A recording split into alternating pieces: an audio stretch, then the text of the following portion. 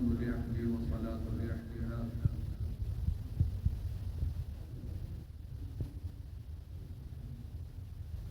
الله عز وجل في كلام عظيم. أعوذ بالله من الشيطان الرجيم. بسم الله الرحمن الرحيم. يا أيها الذين آمنوا اتقوا الله وكونوا مع الصادقين، أو كما قال تعالى: يا أيها الذين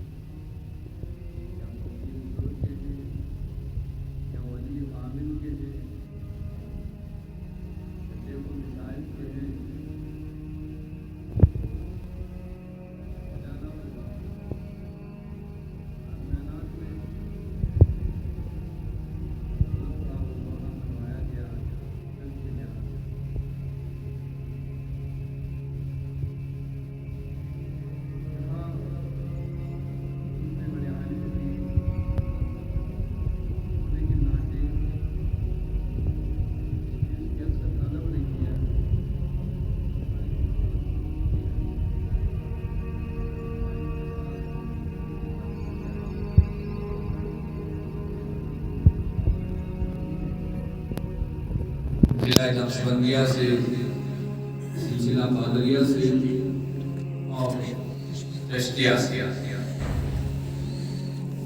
یہ اس علم سے ہٹ کے روحانیت کے علم کے ایک میدان ہے. مجھے وقت یاد ہے کہ حضرت کا بیان تھا دارالداودیہ خانیات میں. حضرت اندر کمرے میں تشریف فرما تھے تو ملاقات کے لیے میں حاضر خدمت ہوا. چند باتیں عرض کرنے کے بعد روحانیت کی باتیں آپس میں گفتگو ہوئی تو مجھے کہنے لگے کہ بخاری صاحب، آپ اس روحانیت میں کون سی کتابیں پڑھتے ہیں؟ میں نے کچھ اپنی کم علمی کی لحاظ سے حضرت کے سامنے ظاہر کر دی تو کہا کہ میرا مشورہ اور ہے کہ حضرت شیخ عبدالقادر جیلانی علیہ رحمہ کی کتابیں بھی زیادہ پڑھا کریں اور بہت فائدہ ملے گا. کیونکہ یہ عالم ہونے کے ناطے انسان کے دل کے اندر یہ ہوتا ہے کہ میں شاید بڑا عالم بن گیا ہوں تو مجھے کسی کی صحبت کی ضرورت نہیں ہے، میں اپنی زندگی خود چلا لیتا ہوں. بلکہ نہیں، وہ تو جانکاری ہے، وہ تو انسان چیزوں کے نام جان لیتا ہے، مگر جو ان کی مٹھاس ہے، جو ان کی لذات ہے، جو ان میں مزہ ہے، وہ کسی اللہ والے کی صحبت اختیار کرنے سے ہی ملتی ہے. کتابوں سے علم مل جاتا ہے، کتابوں سے جانکاری مل جاتی ہے،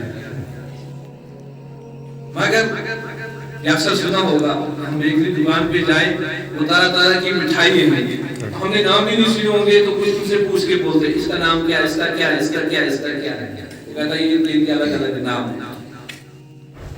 تو پھر جب ہم ان کو کھاتے ہیں تب پتہ چلتا ہے کہ اس میں الگ مزہ ہے، اس میں الگ مزہ، اس میں الگ مزہ، اس میں الگ نام تو پتہ چل گیا ان کے الگ الگ نام ہیں، مگر لذت اور مزہ کھانے کے بعد ہی پتہ چلتا ہے۔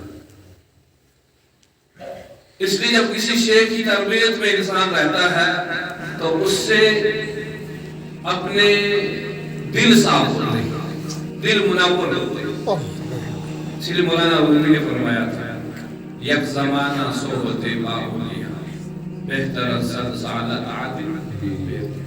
حضرت تھانوی سے بھی کسی نے پوچھا اس معاملے میں، حضرت ایک سے اشارت کہا ہے کہ 100 سال کی عبادت سے بہتر ہے وہ بے ریائی عبادت۔ حضرت تھانوی علیہ الرحمن نے فرمایا میں تو یہ کہتا ہوں کہ 1,00,000 سالہ طاعت بے ریا، میں تو یہ کہتا ہوں کہ 1,00,000 سال بے ریا عبادت سے ایک اللہ والے کی صحبت میں بیٹھے اور پھر عالم دین بھی ہو، جس عالم کا سونا ہی عبادت،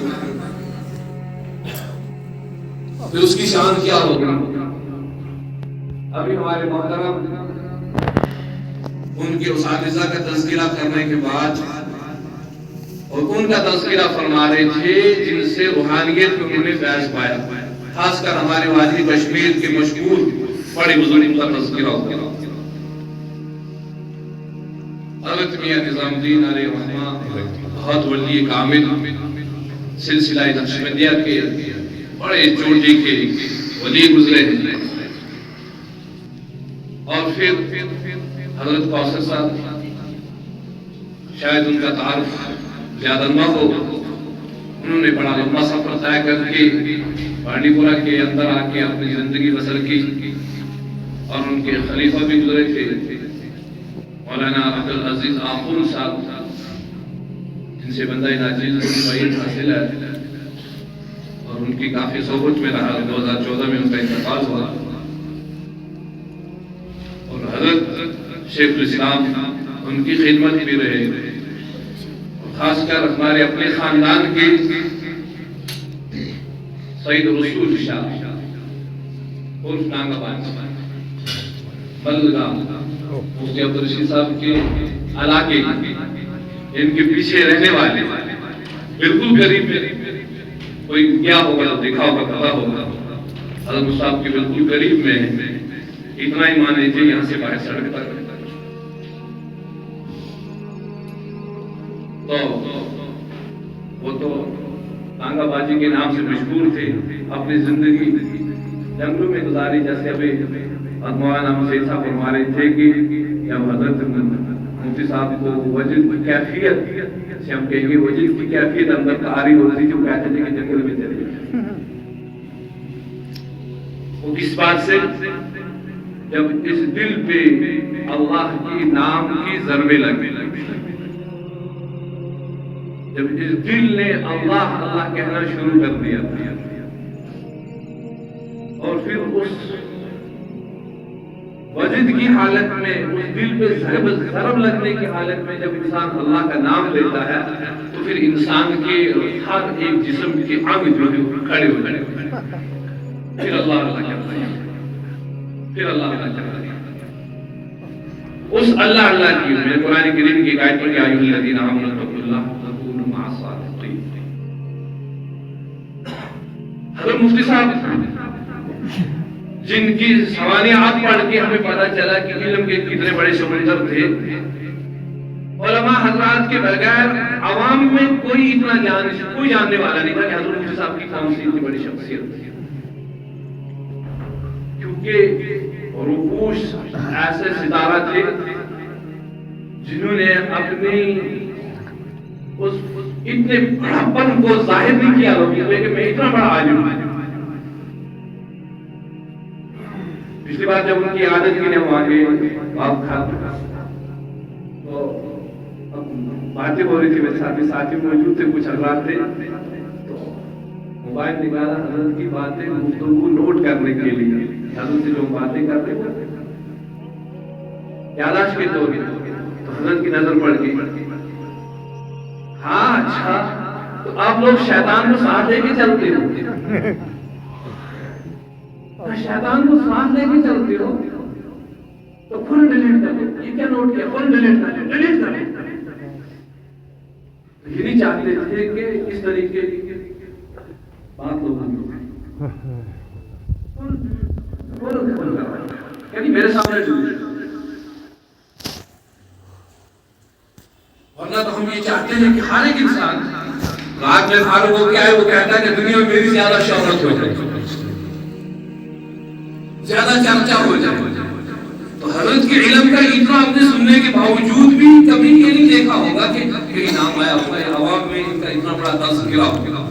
ہم مرنے کی اس دنیا سے تشریف لے جانے کے بعد ان کی زندگی کا ہمیں پتہ چل رہا ہے کہ حضرت والا کیا ہے. پھر اس روحانیت کے سلسلے میں ابھی فرما رہے تھے شریف ابدال صاحب کشمیر کے واحد ابدال گزرے، اسے وہ غالب حدیث کے اندر آیا ہے کہ 100 سال کے بعد ایک ابدال پیدا ہوتا ہے، وہ شریف محمد علی تھے رحمۃ اللہ علیہ، اور ان کی خدمت میں عبد الرحمن صاحب بھی رہا کرتے تھے، حضرت مصعب بھی رہے. اور پھر ان کے جانے کے بعد ہمارے یہاں لال بازار کے سیور بازار کے مفتی شفیع صاحب، ماسٹر شفیع صاحب کافی عرصے تک ان سے فیض حاصل کیا سلسلہ نقشبندیہ میں. تو اتنے بڑے عالم ہونے کے باوجود بھی ان بزرگوں کے ساتھ حضرت نے اپنے رجوع کی اس طلب کے بزرگ کا مجلہ، اور یہی ہمیں سکھا رہا ہے کہ اللہ سے ڈرو اور نیک لوگوں کی صحبت اختیار، نیک لوگوں کی صحبت اختیار. یہ قرآن کا حکم ہے. اب یہ نہیں ہے کہ یہ فیصلہ ختم ہو چکا ہے، دنیا ختم ہو چکی ہے، آپ کہاں ڈھونڈے، نہیں. یہ قرآن کا جو فیصلہ ہے یہ تا قیامت تک رہے گا. نیک لوگ اس دنیا میں تا قیامت تک موجود رہیں گے، اور ہمیں اپنی اصلاح کے لیے، اپنی فکر کے لیے، اپنے آپ کو پاک کرنے کے لیے، جس طرح حضرت مفتی صاحب دنیا سے چلے گئے اپنے لیے کچھ کر کے گئے، اب ہم ان کے لیے دعا کہہ رہے ہیں یا نہ کہہ رہے ہیں، وہ اپنے لیے ذخیرہ بنا کے چلے گئے. ان کے لیے بہت زیادہ، مگر ہمیں اپنے لیے کیا کیا؟ اصل میں یہ فکر یاد دلاتی ہے ایک نہ ایک دن اس دنیا کو چھوڑ کے چلے جانا ہے، ایک نہ ایک دن اس مٹی کے ساتھ مٹی مل جانا ہے. بس جو کچھ ہوگا، جو کچھ کیا ہوگا، وہی لوگ میں یاد رہے گا. حضرت مصعب کی زندگی لوگوں میں، پوری دنیا میں مشہور ہوئی، اس لیے ہم تذکرہ کر رہے ہیں. اور ہماری زندگی اس حال میں گزرے گی کہ کوئی نام لینے والا بھی ہوگا یا نہیں. اور آج اس موقع پہ میں حضرت مفتی صاحب مفتی نظام الدین صاحب دامت برکاتہ اللہ علیہ، جن کو والد محترم کا وہ مشن دوبارہ ان کے سر پہ بوجھ ڈالا گیا،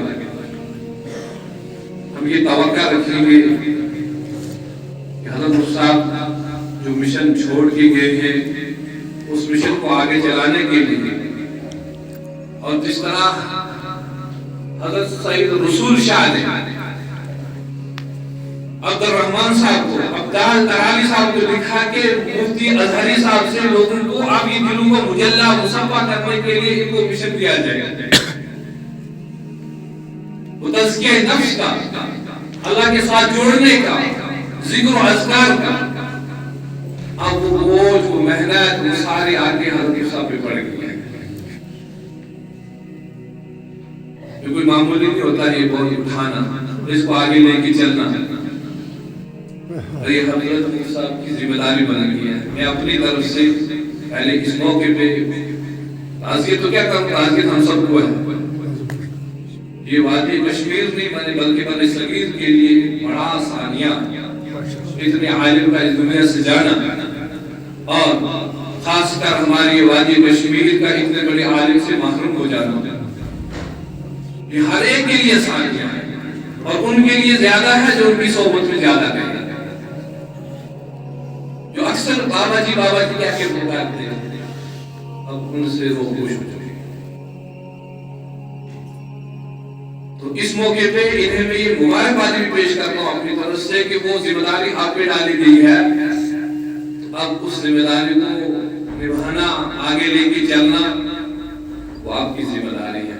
اللہ سے دعا کریں گے کہ اللہ اس ذمہ داری کو خوب طریقے سے انہیں انجام دینے کی توفیق عطا فرمائے اور ہم سب کو حضرت مفتی صاحب کے فرمان کے مطابق ان کی زندگی کے چلنے و چلانے کے مطابق عمل کرنے کی توفیق عطا فرمائے. میں پھر اپنی طرف سے رسائل و مساجد سے جموں کشمیر کی طرف سے ویسا محترم حضرت مولانا محمد ندوی صاحب کی طرف سے بھی اور اپنے شیخ و مرشد حضرت مولانا رحمۃ اللہ رحمۃ برکاتہ العالیہ کی طرف سے بھی اس پورے خاندان کے ساتھ حضرت صاحب کے ساتھ اظہار تعزیت کرتے ہیں, اظہار ہمدردی کرتے ہیں, اظہار یکجہتی کرتے ہیں. اللہ پاک ان کے درجات بلند فرمائے, ان کی تمام نیکیوں کو اللہ پاک قبول عطا فرمائے اور ان کے لیے آخرت میں نجات و بخشش کا ذریعہ بنائے اور ہم سب کے لیے ہدایت کا ذریعہ بنائے. وآخر دعوانا الحمد للہ.